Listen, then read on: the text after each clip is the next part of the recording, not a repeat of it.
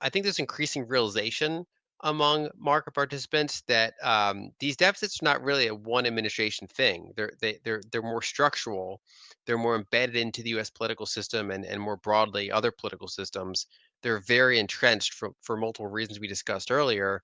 And so, regardless of who's sitting in the Oval Office, these deficits are going to be high, and they'll have different flavors to them. Some groups will be better off or worse off depending on who's in that seat.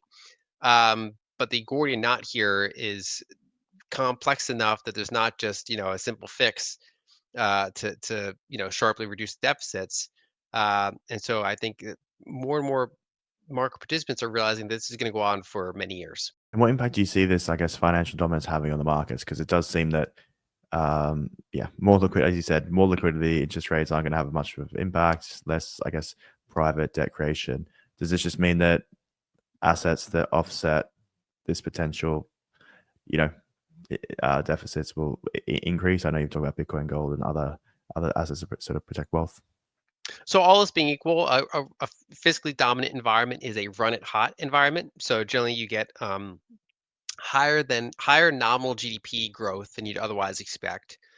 Generally better nominally performing asset prices than you generally expect. Like as an extreme example, if you look at an emerging market recession, a lot of times their equities will go up in their local currency because their local currency is so weak.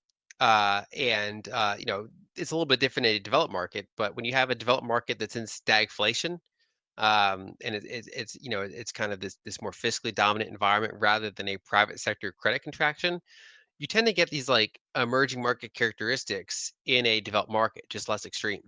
And so, generally speaking, prices surprise to the upside, including asset prices. Um, and if you're worried about certain risks, like we talked before about how tariffs could negatively impact U.S. corporate margins, well, that's where assets like gold and Bitcoin or certain foreign equities can be helpful.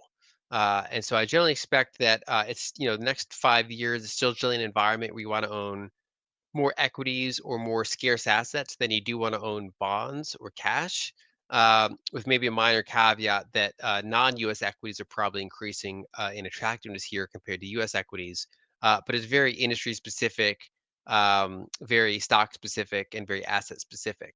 But all else being equal, I want to own assets that are more built for a run it hot environment, which is things that are not paper.